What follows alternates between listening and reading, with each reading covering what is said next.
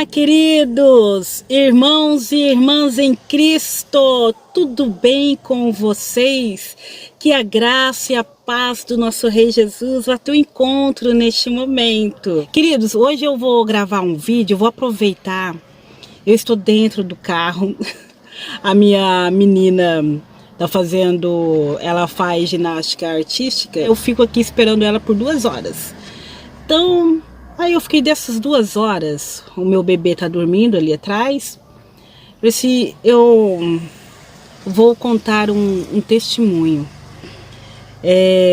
Aí o tempo vai passar aqui e eu quero compartilhar uma bênção, um livramento que Deus me deu, e foi algo recente agora, de uns 2 a 3 meses, mais ou menos, até concluir tudo, ter todos os resultados na mão, até passar com um especialista, durou uns 3 meses. Então assim, eu não pude contar antes, porque eu também tinha que ter um resultado na mão. Inclusive eu deixei até o título, Vencendo o Medo e as Preocupações. Como eu falei para vocês, uns 2, 3 meses por aí, eu fui fazer o exame de rotina. Aliás, para mim foi a primeira vez, né? A gente chega nas casas dos 40 anos. Ai, meu Deus, revelando a idade aqui. Já passei dos 40, mas não vou contar mais. Então, precisei fazer aquele exame de rastreamento, né, da mamografia. Foi a primeira vez. E, por surpresa, ali, eles classificam BIRAD 0, que teve um achado, mas não fecharam o diagnóstico, eu tinha que fazer outros exames. Aí então fui fazer outros exames, fiz o ultrassom da mama, e no ultrassom da mama deu o BIRAD 4. BIRAD 4 é quando eles acharam um nódulo, e esse nódulo precisa de uma biópsia para saber se era maligno ou não. Mas segundo as imagens que eu tinha ali, até do especialista conversando depois, era uma imagem não legal, uma imagem feia, assim, um nódulo irregular, um nódulo bem escuro. Então, isso assustou, então foi um choque para mim. Foi um choque muito grande. Então pensa até esses 2, 3 meses, percurso de 3 meses aí, esperar o resultado da biópsia. Então assim, a angústia, o medo, porque eu estava com um provável diagnóstico de um câncer de mama. Então isso foi muito difícil, esse período parecia que era 2, 3 anos que nunca passava. Então a gente entrou em oração, as irmãs, a gente tem grupo de oração, os irmãos juntos também, orando um pelos outros e apresentando a Deus esta causa, para que, né, não viesse algo ruim. A gente pede para Deus, a gente clama. Nós estamos, irmãos, sujeitos a tudo, vivemos neste mundo. Nós estávamos orando para que não viesse nada de maligno. Levantamos um clamor de jejum, de oração, buscando a Deus. Porque imagine, irmãos, eu vou ser bem sincera, tive muito medo e preocupação. Porque eu ainda que trabalho na área da saúde, a gente já visualiza as coisas, já somatiza tudo. Não é só eu não, mas a gente que está ali vê, né, as dificuldades dos pacientes, a dor. Então assim, aí eu comecei a trazer tudo aquilo para mim. Eu falei assim, meu Deus, se vier algo maligno, vou ter que fazer os tratamentos, uns tratamentos agressivos. E eu vejo lá a situação de muitos pacientes, muda toda uma rotina, pai, no desespero, chorava muito, clamando para Deus. Falei assim, Deus deu esse direito de clamar, de pedir. Agora, se ele vai fazer a nossa vontade, aí é com ele. Mas a gente usa a fé, a gente usa o crer em Deus, os direitos que ele nos deu através da palavra dele. Então, assim, a gente toma posse daquilo que Ele já nos deixou. Então basta a gente clamar, pedir, com toda sinceridade, com todo temor, humildade, com quebrantamento. Deus ouve. A palavra de Deus diz: clama a mim, responder-te-ei. Se perdirdes com fé, crendo, receberás. E a palavra de Deus ainda continua falando que os sinais seguiriam para todos aqueles que creem. Então, eu usei tudo isso clamando para Deus, mas eu vou ser bem sincera, tem momento que a fé não está lá em cima. Eu confesso para os irmãos que teve noites que eu tive insônia. Então eu fiquei angustiada, porque às vezes é tão fácil da gente falar, né? Do amor, dos sinais, do sobrenatural de Deus, mas no dia a dia é isso. Muitas vezes vocês veem eu contando aqui, sorrindo, me alegrando com o que Deus fez, mas durante esse período teve angústia, teve preocupação, teve medo. A diferença é quando a gente leva esses problemas, aquilo que nos perturba, para onde que a gente derrama, para onde que a gente entrega. E se Deus for fazer, amém. Se Ele também não fizer, amém. O nome dele será glorificado do mesmo jeito. Porque eu tenho essa consciência que eu nasci para adorá-lo, para exaltar o nome dele, independente da situação. Se fosse a vontade de Deus, passasse por esse processo todo, eu ia passar louvando a Deus. Mas nesses momentos, muitas vezes eu me calava. Muitas vezes era o Espírito Santo que interpretava as lágrimas que desciam no meu rosto.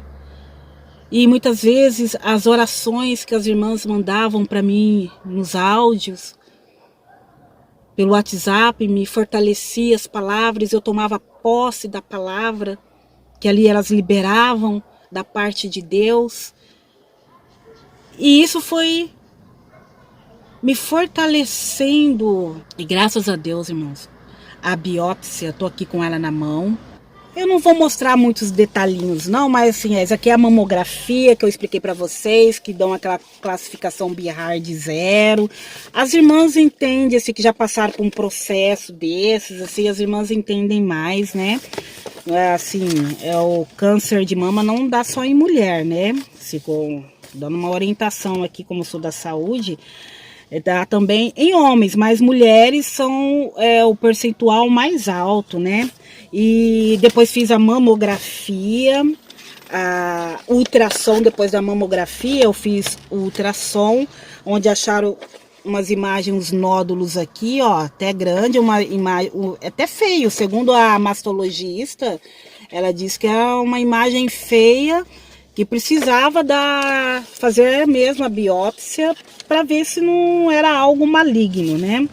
Aí aqui eu tô com o resultado da biópsia e graças a Deus, irmãos.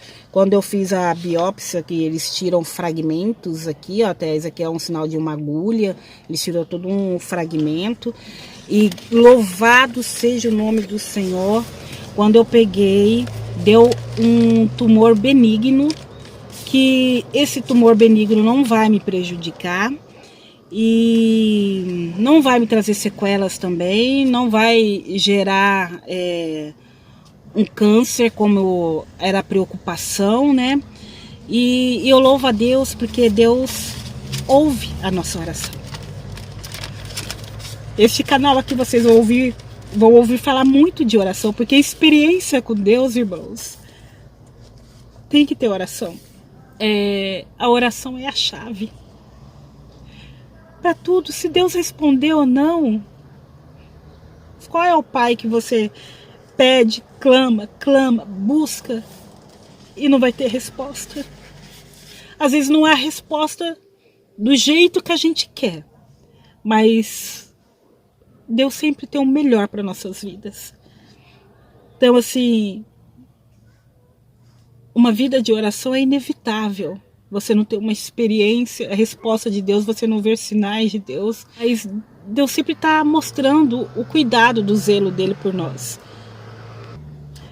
A vontade de Deus, ela é boa e perfeita e agradável, amados. E muitas vezes a gente não toma posse disso. Mas Deus quer sempre o melhor para os seus filhos. Aí eu comecei a falar com o Espírito Santo, pedir perdão por esse Espírito Santo.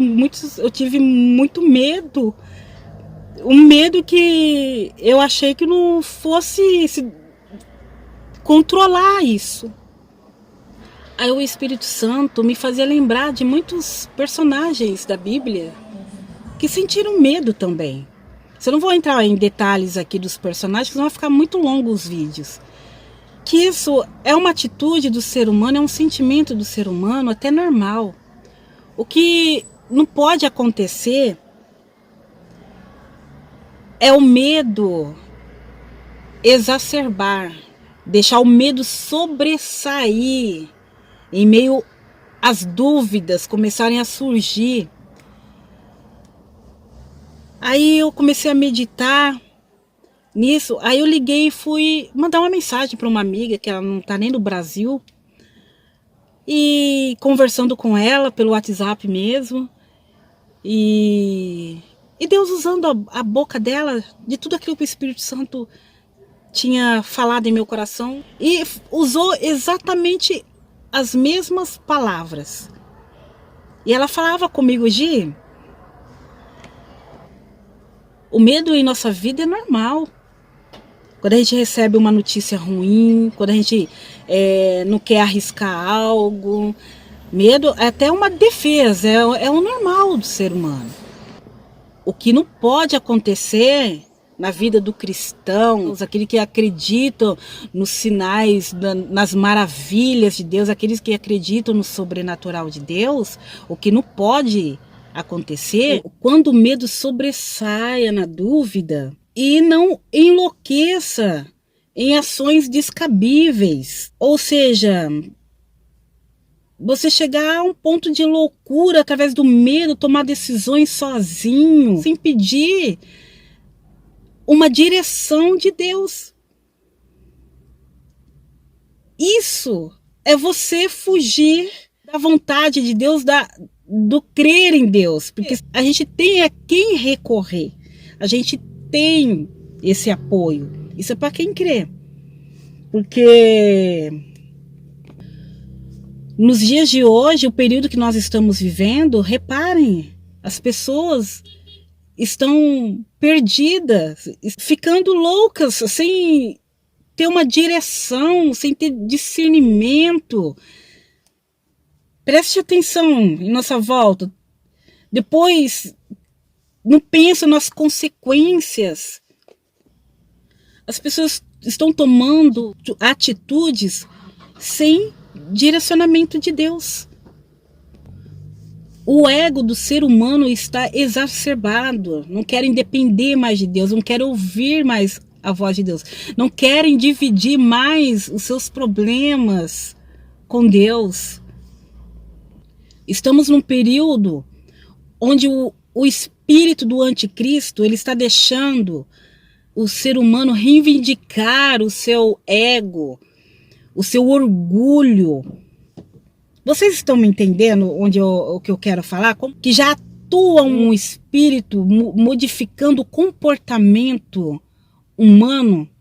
Se você não tiver visão espiritual, você entra no mesmo ritmo.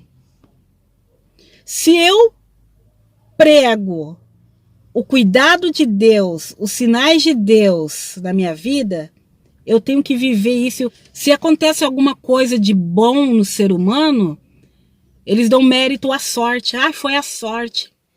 Eu não creio na sorte. Eu creio em Deus. Eu creio. E por crer nisso, eu experimento isso na minha vida. Então, quero encerrar este vídeo, irmãos, assim, com uma mensagem.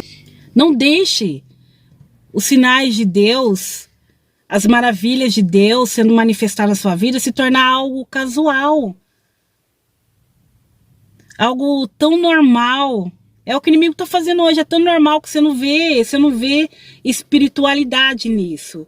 Então você não pode deixar passar as bênçãos como coisa normal na sua vida, nem se for algo pequeno. É Deus, irmão, nada é sorte na vida do cristão. Ele cuida de detalhinhos na sua vida. E vou ficar por aqui, que o vídeo tá ficando longo, tá bom, irmãos?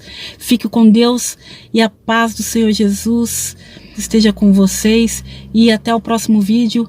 Tchau. Deus que abençoe a todos.